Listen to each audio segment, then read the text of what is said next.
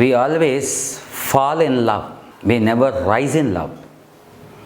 When love is emotional, when the love is mere biological, we always fall in love. We never rise in love. Why this sentence using the word fall when it comes to love? The fall is a negative word, isn't it? Falling from grace, falling from happiness, falling from satisfaction, falling from contentment, falling from peace, isn't it? It's all negative. So why love brings all the negativity to us? It's really very delicate, sensitive, inner core experience, isn't it? Every man and every woman, every boy and girl fall in love. Naturally, biologically, they try to choose their mate, isn't it? So, it starts in our eyes with lots of hopes. They chose their life mate or their love mate, we can call. So, why this fall is happening? It all begins with fascinating colors. The love blossoms on a very positive note. But why it is happening? Why this is fading away? Let us think. The love happens between two halves, isn't it? When I say two halves, the boy or girl or woman or man, they are halves before they meet. They want to become the full. They were incomplete, they want to become the complete. They want to enjoy or attain the completeness, so they are choosing somebody thinking that that person, girl or boy, or man or woman, makes them complete. When they come together, when they meet and mate in terms of biologically, emotionally, intellectually, ideologically, when they meet and mate, what happens? They enjoy the fullness, momentary fullness for some time. Yeah, it is there. That momentary fullness is nothing but a spiritual experience, because when you are complete, when you forget your body-mind complex, when they meet and mate for the first time, there is some ecstasy. Both the persons mingle, merge biologically and emotionally and mentally and logically, and so many things, so many layers. At all layers they unite at a deeper level. That is the Advaita state. It's an indivisible completeness they enjoy. That is spiritual experience. But what happens with emotional love? It is bringing some experience, but it's momentary. Again you are falling apart.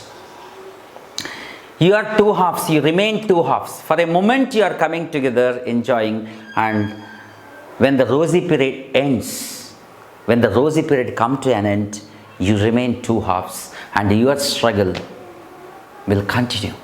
Your incompleteness will continue, your dissatisfaction will continue, your discontentment will continue, your disgust will continue. You never become complete. So all this love, the word love, that sensational word, that emotional word, that very thought-provoking word, that sensuous word has become the successful subject matter of movie stories, because the love is happening at the emotional state of mind. It is mistaking the flower as tree. Of course, flower is a part of tree, but it can't be a tree. Of course, love is a part of your life, but it cannot be life. Try to understand. Flower brings beauty to tree. Flower brings fragrance to tree. Flower gets fame to tree. Flower attracts so many butterflies. Without flower, there is no beauty for tree. At the same time, flower is not tree. Flower is an added attraction to tree, but it is not a tree. There are branches, there are leaves, there are stem, there is a bark, and there are roots deep inside the layers of soil. How can you take the flower, mistake the flower as tree? Similarly, your emotional love can't be your life. Your whole life, it just happens, blossoms and fades away. But after that rosy period, what is your fate? So in this emotional state, when you choose a person, be careful. When you are buying vegetables, what do? While you are buying brinjals, you handpick brinjals. You handpick each brinjal and you look around it. You scan it closely to find whether there is any damage done to that brinjal. You handpick each brinjal. It's a matter of 20 or 40 rupees kg. But when you are choosing your love, your life mate, you never care for what happens after that. Do you think that your life is cheaper than 40 rupees kg brinjals? No. While you are marketing, you are so careful, so choosy. And why can't be choosy and careful when it comes to your choosing your life mate? Why are you driven by the emotions? Whatever is done in the emotional state of mind, it never gives you satisfaction in life. That blinds your vision. That blinds your discretion. That emotional state of mind will blind your discretion, and it drives you crazy. So what is love? If you fail to respect your support system, how do you call yourself you are a loving man? How do you label yourself that your heart is loving heart? When you are a child, when your mother is taking her meal,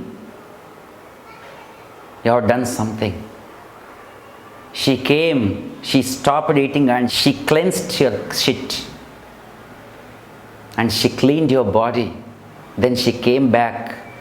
After cleaning her hands, she resumed her meal, taking meal. So if you forget that, do you think that you love somebody? Do you think that you are a loving person? No. There are so many people who supported you. There are so many people who guided you. There are so many people who trained you. Don't forget them. And one more thing, you always love whom you get love from. There are people who really love you, start loving them. Never ignore the love that you get from somebody and start loving somebody who never loves you. So when you get unconditional love from somebody, you make some compromises and start reciprocating that love, but never ignore it because it's a God-sent love. The person you love, always a torture for you. Mind it, it happened in practical world. You go on giving love and he or she will be manipulating you. He or she keeps manipulating you always.